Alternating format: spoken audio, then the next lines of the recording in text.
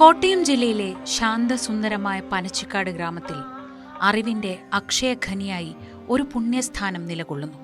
അതാണ് പനച്ചിക്കാട് സരസ്വതി ക്ഷേത്രം, അല്ലെങ്കിൽ ഭക്തർ സ്നേഹത്തോടെ വിളിക്കുന്ന ദക്ഷിണ മൂകാംബിക.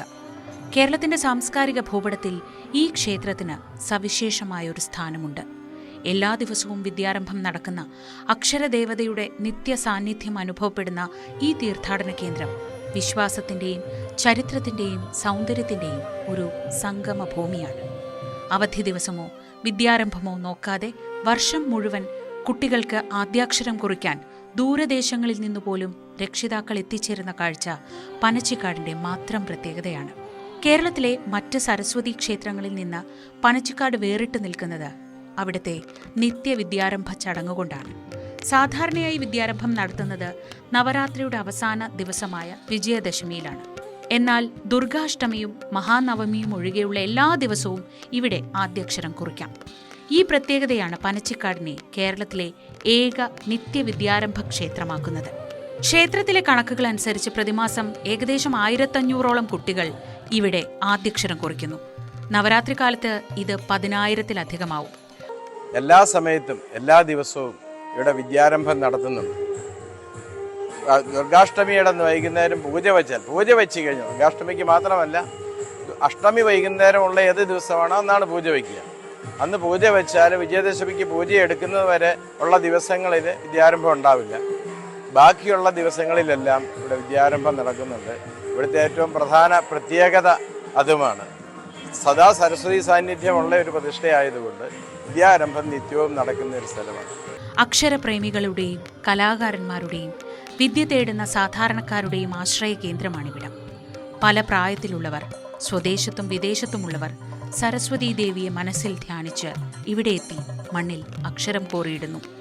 ഓം ഗണപതായേ നമഃ, അവിഘ്നമസ്തു ശ്രീ ഗുരുഭ്യോ നമഃ എന്ന് എഴുതി തുടങ്ങി അ ആ ഇ ഈ എന്നീ മലയാള അക്ഷരങ്ങൾ പഠിക്കുന്ന കുരുന്നുകൾക്കൊപ്പം അമേരിക്കയിൽ നിന്ന് അവധിക്കെത്തിയ റൂഷ്നയെപ്പോലെ ഇംഗ്ലീഷ് അക്ഷരങ്ങളായ ABCD എന്ന് മണലിൽ കുറിക്കുന്ന കുട്ടികളും ഇവിടെയുണ്ട്. വിദ്യയുടെ അതിരുകൾ ഭാഷയിലോ ദേശത്തിലോ ഒതുങ്ങുന്നില്ല എന്നതിൻ്റെ ഉത്തമമായ ഉദാഹരണമാണിത്.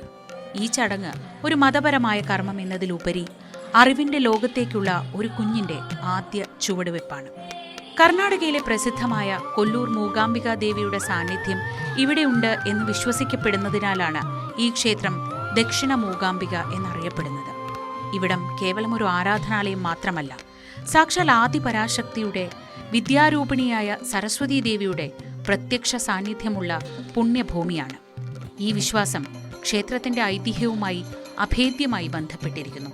പനച്ചിക്കാട്ടെ ഏറ്റവും വലിയ പ്രത്യേകതകളിലൊന്ന് മുഖ്യപ്രതിഷ്ഠ മഹാവിഷ്ണു ആയിരിക്കെ തന്നെ ക്ഷേത്രം സരസ്വതീ ദേവിയുടെ പേരിൽ അറിയപ്പെടുന്നു എന്നതാണ്. ഇവിടെ വിഷ്ണുവിനും സരസ്വതിക്കും തുല്യ പ്രാധാന്യമാണ്. ആദ്യം ദർശനം നടത്തേണ്ടത് മഹാവിഷ്ണു സന്നിധിയിലാണ്.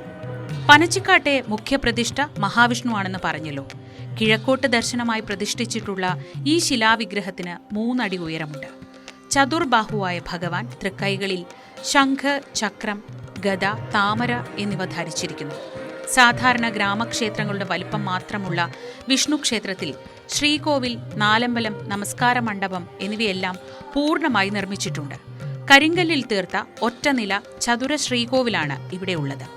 നിൽക്കുന്ന രൂപത്തിലുള്ള ശിലാവിഗ്രഹമാണ് പ്രതിഷ്ഠ.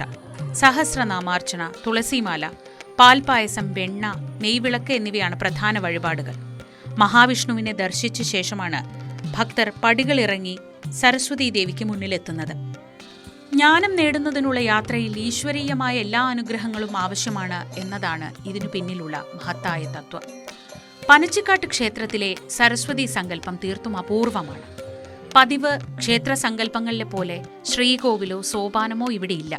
പകരം മഹാവിഷ്ണു ക്ഷേത്രത്തിന് തെക്കുമാറി താഴെയുള്ള ഒരു കുളക്കരയിലാണ് ദേവി കുടികൊള്ളുന്നത്. കിഴക്കോട്ട് ദർശനമായി സ്ഥിതി ചെയ്യുന്ന മൂലവിഗ്രഹം ഒരു പ്രത്യേക ദ്വാരത്തിൽ പുറത്തുനിന്ന് കാണാൻ കഴിയാത്ത വിധം വള്ളിപ്പടർപ്പിനകത്ത് മറഞ്ഞിരിക്കുന്നു. ഈ വള്ളിപ്പടർപ്പിനെ സരസ്വതീലത എന്ന ദിവ്യമായ വള്ളിച്ചെടിയായാണ് ഭക്തർ കരുതുന്നത്. പൂജകളും മറ്റു കർമ്മങ്ങളും നടത്തുന്നത് മൂലവിഗ്രഹത്തിനെതിരെ പടിഞ്ഞാറ് ദിശയിലേക്ക് അഭിമുഖമായി സ്ഥാപിച്ചിട്ടുള്ള പ്രതിവിഗ്രഹത്തിലാണ്. മൂലവിഗ്രഹത്തിന്റെ പാദങ്ങളെ തഴുകി വരുന്ന തീർത്ഥജലം ഒരിക്കലും വറ്റാത്ത തെളിനീരുറവയായി കുളത്തിലേക്ക് ഒഴുകിയെത്തുന്നു. ഈ ജലമാണ് ക്ഷേത്രാവശ്യങ്ങൾക്കായി ഉപയോഗിക്കുന്നത്. പ്രകൃതിയുടെ ശാന്തതയിലും സ്വാഭാവികതയിലും കുടികൊള്ളുന്ന ജ്ഞാനം എന്ന തത്വമാണ് ഈ പ്രതിഷ്ഠാരീതി പ്രതിഫലിപ്പിക്കുന്നത്. ജലത്തിൽ അഥവാ സരസിൽ വസിക്കുന്ന ദേവി എന്ന അർത്ഥത്തിൽ പനച്ചിക്കാട് എന്ന പേരിനെ അന്വർത്ഥമാക്കും വിധമാണ് സരസ്വതി ദേവിയുടെ സവിശേഷ സാന്നിധ്യം. പനച്ചിക്കാട് ക്ഷേത്രത്തിന്റെ ചരിത്രം കൊട്ടാരത്തിൽ ശങ്കുണ്ണിയുടെ പ്രസിദ്ധമായ ഐതിഹ്യമാലയിൽ രേഖപ്പെടുത്തിയിട്ടുണ്ട്. ഈ കഥ ക്ഷേത്രത്തിന്റെ അതുല്യമായ സങ്കല്പത്തിന് കൂടുതൽ പ്രാധാന്യം നൽകുന്നു. ഏകദേശം 3000 വർഷം പഴക്കമുണ്ട് എന്ന് വിശ്വസിക്കപ്പെടുന്ന ഈ ക്ഷേത്രത്തിൽ ആദ്യം മഹാവിഷ്ണുവിന്റെ പ്രതിഷ്ഠ മാത്രമേ ഉണ്ടായിരുന്നുള്ളൂ. കിഴുപ്പുറം, കരുനാട്, കൈമുക്ക് എന്നീ 3 ബ്രാഹ്മണ കുടുംബങ്ങൾക്കായിരുന്നു ക്ഷേത്രത്തിൽ ഊരായ്മ സ്ഥാനം.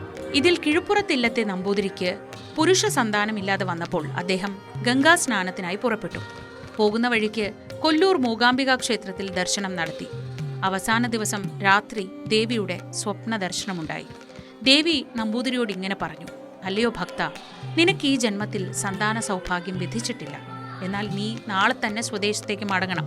നാട്ടിലെ കരുനാട്ടില്ലത്തെ അന്തർജനം ഗർഭിണിയാണ്. അവർക്ക് 2 ഉണ്ണികൾ ഉണ്ടാവും. അവരിൽ ഒന്നിനെ നീ ദത്തെടുത്ത് വളർത്തണം. സ്വപ്നത്തിൽ വിശ്വസിച്ച് നാട്ടിലേക്ക് മടങ്ങി കിഴുപ്പുറം നമ്പൂതിരി മഹാവിഷ്ണു ക്ഷേത്രത്തിന്റെ തെക്കുഭാഗത്തുള്ള കുളത്തിലെത്തി തന്റെ ഓലക്കുട കരയിൽ വെച്ച ശേഷം കുളിച്ചു. കുളി കഴിഞ്ഞ് കുടയെടുക്കാൻ നോക്കിയപ്പോൾ അനങ്ങുന്നില്ല.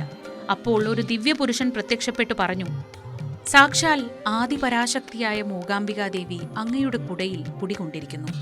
അതിനാൽ ഭഗവതിയെ ഈ കുടയിൽ നിന്ന് ആവാഹിച്ച് തൊട്ടടുത്ത കാട്ടിൽ കാണുന്ന വർഷങ്ങൾക്ക് മുൻപ് പൂജിച്ചിരുന്ന ദേവിയുടെ ശിലാവിഗ്രഹത്തിൽ കുടിയിരുത്തണം. എന്നാൽ ഇന്നത് പൂജിക്കാൻ ശക്തിയുള്ളവരാരുമില്ല. അതിനാൽ അതിന് നേരെ പടിഞ്ഞാറോട്ട് അഭിമുഖമായി മറ്റൊരു അർച്ചനാബിംബം കൂടി പ്രതിഷ്ഠിച്ച് അതിൽ പൂജയും നിവേദ്യവും നടത്തി വേണം മൂലപ്രതിഷ്ഠയെ വന്ദിക്കാൻ. കൂടാതെ മൂലവിഗ്രഹത്തിന് കാവലായി നിൽക്കുന്ന യക്ഷിയെ പ്രീതിപ്പെടുത്താതെ ബിംബം എടുക്കാനാവില്ലെന്നും അതിനായി വറപൊടി, ശർക്കര, ഇളനീർ എന്നിവ നിവേദിക്കാനും നിർദ്ദേശിച്ചു. ഈ ദിവ്യവചസ്സുകളുടെ സാക്ഷാത്കാരമായാണ് പനച്ചിക്കാട് സരസ്വതി സാന്നിധ്യം ഉണ്ടായതും ക്ഷേത്ര ആചാരക്രമം ആരംഭിച്ചതും. അദ്ദേഹം ഇവിടെ ഉണ്ടായിരുന്ന തെക്ക് ഭാഗത്തുണ്ടായിരുന്ന കുളത്തിലിറങ്ങി സ്നാനം കഴിഞ്ഞ് അദ്ദേഹം ഭഗവാനെ പോയി ആ കുട പൊന്തിക്കുമ്പം കുട ഉയരുന്നില്ല. ദേവി പറഞ്ഞു: എനിക്ക് ആശങ്കയുണ്ടായിരുന്നു, നീ വീണ്ടും വിഷമിച്ച് കാശിക്കുമോ അല്ലെ, എങ്ങോട്ടാ പോവാ? ഞാൻ നിന്റെ കൂടെ ഇങ്ങോട്ട് പോന്നു. എൻ്റെ ഒരു സാന്നിധ്യം, എൻ്റെ ഒരു ചൈതന്യം, അതിൽ സരസ്വതി ദേവിയുടെ ചൈതന്യം ഇങ്ങോട്ട് ഒരു ഭാഗം ഇങ്ങോട്ട് പോകുന്നുണ്ട് അങ്ങയുടെ കൂടെ. അന്ന് ആദിശങ്കരൻ്റെ കൂടെ വരാൻ പറ്റിയില്ല, നിൻ്റെ കൂടെ ആവട്ടെ എന്ന് പറഞ്ഞ് ദേവി ഈ പറഞ്ഞു. ഇതിനടുത്ത് അന്ന് മുനിമാരൊക്കെ, ഈ മുനിമാരുടെ സ്വഭാവം, ഋഷികവര്യന്മാരുടെ സ്വഭാവം എന്ന് പറഞ്ഞാൽ ഒരു ദിക്കിൽ അവർ നിൽക്കുമ്പം അവർ അവിടെ ഒരു ബിംബം ഉണ്ടാക്കി പൂജ കഴിക്കും. അത് പിന്നെ അടുത്ത ദിക്കിലേക്ക് അവർ യാത്ര ചെയ്യുന്നവരാണല്ലോ സന്യാസിമാർ. അവർ അടുത്ത ദിക്കിൽ പോകുമ്പോൾ അവരവിടെ വേറെ ബിംബം ഉണ്ടാക്കിയാണ് പൂജ. ഈ ബിംബം, ഈ ശിലാബിംബം ഒന്നും എടുത്തുകൊണ്ട് പോവില്ല. അത് ആരും ചവിട്ടാതെ ജലാധിവാസം ചെയ്തിടുകയാണ് പതിവ്. അങ്ങനെ ജലാധിവാസം ചെയ്ത ഒരു വനദുർഗയുടെ ബിംബം ഇതിനടുത്തുള്ള ഒരു ജലാശയത്തിൽ കിടക്കുന്നുണ്ടെന്നും അത് ഒരു യക്ഷിയെ, ഒരു പനച്ചിക്കാട് യക്ഷിയം എന്ന് പറഞ്ഞ ഒരു യക്ഷി അവിടെ മുമ്പ് മുതലേ ഉണ്ടെന്നും ആ യക്ഷി ആ പ്രദേശത്തെ കാത്തു സൂക്ഷിച്ച് ഭഗവാൻ മഹാവിഷ്ണുവിൻ്റെ അനുഗ്രഹത്തോടുകൂടി ആ പനച്ചിക്കാട് പ്രദേശത്തിൽ നിൽക്കുന്നുണ്ടെന്നും ആ യക്ഷിയെ പ്രീതിപ്പെടുത്തിയാൽ കരിക്കും വളയും പട്ടും ഒക്കെ കൊടുത്ത് പ്രീതിപ്പെടുത്തിയാൽ അത് എടുക്കാൻ സമ്മതിക്കുമെന്നും അത് കണ്ടുപിടിച്ച് അതിൽ വേണം എൻ്റെ ചൈതന്യം പ്രതിഷ്ഠിക്കാൻ എന്ന് പറയുകയും ചെയ്തു. അങ്ങനെ ആ ദേവീ ചൈതന്യം അദ്ദേഹം വളരെ മനസ്സോടുകൂടി സരസ്വതി ദേവിയുടെ, കൊല്ലൂർ മൂകാംബിയിലെ സരസ്വതി ദേവിയുടെ ചൈതന്യം ആ ഒരു ഭാഗം അവിടെ പനച്ചിക്കാട് അല്ലെങ്കിൽ ഈ വനദുർഗയുടെ ബിംബത്തിലാണ് പ്രതിഷ്ഠിച്ചത്. ഈ ഐതിഹ്യം വ്യക്തമാക്കുന്നത് ജ്ഞാനം എന്നത് ഒരു യാത്രയുടെ ഫലമാണ്. അത് വ്യക്തിയുടെ വിശ്വാസത്തോടും ആത്മാർത്ഥമായ പ്രാർത്ഥനയോടും ബന്ധപ്പെട്ടിരിക്കുന്നു എന്നതാണ്. കിഴുപ്പുറം നമ്പൂതിരിയുടെ പുത്രസൗഭാഗ്യം നേടാനുള്ള യാത്ര വിദ്യാസൗഭാഗ്യം പ്രദാനം ചെയ്യുന്ന ഒരു ക്ഷേത്രത്തിന്റെ പിറവിക്ക് കാരണമായി. പനച്ചിക്കാട് ക്ഷേത്രത്തിലെ ദർശനം പൂർണ്ണമാകണമെങ്കിൽ പ്രധാന പ്രതിഷ്ഠകൾക്ക് പുറമെ ഉപദേവതകളെ കൂടി വന്ദിക്കണം. സരസ്വതി നടയ്ക്ക് ശേഷം ഗണപതി, ശിവൻ, ശാസ്താവ്, യക്ഷി, നാഗരാജാവ്, ബ്രഹ്മരക്ഷസ് എന്ന ക്രമത്തിലാണ് ദർശനം നടത്തേണ്ടത്. സരസ്വതി ക്ഷേത്രത്തിന് പടിഞ്ഞാറ് ഭാഗത്ത് മുകളിലായി ഇലഞ്ഞിയും 7 ഇളം പാലയും തഴച്ചു വളർന്ന ഇടത്താണ് യക്ഷി കുടികൊള്ളുന്നത്. മൂലബിംബത്തിന് കാവലായി വർത്തിക്കുന്ന ഈ അത്യുഗ്രമൂർത്തിയെ പ്രീതിപ്പെടുത്താതെ ദേവിയുടെ പ്രതിഷ്ഠ പൂർണ്ണമാകില്ലായിരുന്നു എന്ന് ഐതിഹ്യം പറയുന്നു. വാൽക്കണ്ണാടിയിൽ നോക്കുന്ന സ്ത്രീരൂപത്തിലാണ് യക്ഷിയുടെ പ്രതിഷ്ഠ. വറപൊടിയാണ് യക്ഷിക്കുള്ള പ്രധാന വഴിപാട്. യക്ഷിയുടെ അടുത്ത് തന്നെയാണ് ബ്രഹ്മരക്ഷസും. ഇവിടെ ബ്രഹ്മരക്ഷസായി കുടികൊള്ളുന്നത് സരസ്വതി സാന്നിധ്യത്തിന് കാരണക്കാരനായ കിഴുപ്പുറം നമ്പൂതിരിയുടെ പ്രേതമാണ് എന്നതാണ് വിശ്വാസം. പാൽപ്പായസമാണ് ഇവിടുത്തെ പ്രധാന വഴിപാട്. ക്ഷേത്രത്തിലെ ഏത് ചടങ്ങും ഈ രക്ഷസിനെ പ്രീതിപ്പെടുത്തിയേ തുടങ്ങാറുള്ളൂ. പനച്ചിക്കാട് ക്ഷേത്രത്തിൽ പ്രധാന പ്രതിഷ്ഠകൾക്ക് പുറമെ നിരവധി പ്രധാനപ്പെട്ട ഉപദേവതകളുമുണ്ട്. നാലമ്പലത്തിനകത്ത് തെക്കു പടിഞ്ഞാറ് ഭാഗത്താണ് ഗണപതി ഭഗവാന്റെ പ്രതിഷ്ഠ. കിഴക്കോട്ട് ദർശനമായിരിക്കുന്ന ഭഗവാന് വിഘ്നേശ്വര പ്രീതിക്കായി നിത്യവും ഗണപതി ഹോമം നടത്താറുണ്ട്. അയ്യപ്പൻ ശബരിമലയിലെ രൂപത്തോട് സാമ്യമുള്ള വിഗ്രഹമായി പ്രത്യേക ശ്രീകോവിലിൽ കുടികൊള്ളുന്നു. നെയ്യഭിഷേകം, നീരാജനം എന്നിവയാണ് അയ്യപ്പനുള്ള പ്രധാന വഴിപാടുകൾ. ത്രിമൂർത്തികളിൽ ഒരാളായ ശിവൻ ഉപദേവനായി വരുന്ന അപൂർവ ക്ഷേത്രങ്ങളിലൊന്നാണിത്. വടക്ക് കിഴക്ക് ഭാഗത്ത് പടിഞ്ഞാറോട്ട് ദർശനമായി ശിവലിംഗ രൂപത്തിലുള്ള ശിവന് ധാര, കൂവളമാല എന്നിവ പ്രധാനമാണ്. കൂടാതെ വടക്കു പടിഞ്ഞാറ് ഭാഗത്ത് നാഗരാജാവായി അനന്തൻ ഉൾപ്പെടെയുള്ള നാഗദൈവങ്ങൾക്കും പ്രതിഷ്ഠയുണ്ട്.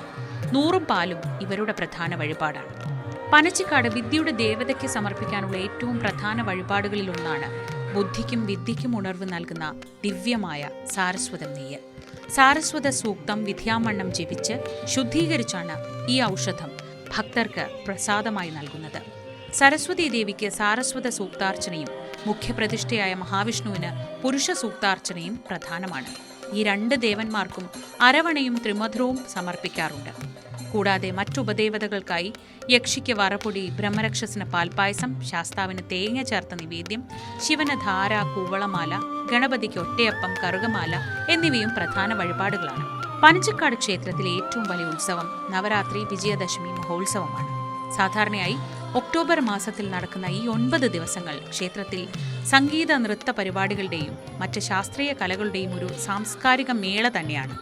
നവരാത്രിയുടെ പ്രധാന ചടങ്ങായ പൂജവെപ്പ് നടക്കുന്നത് ദുർഗാഷ്ടമി ദിവസമാണ്.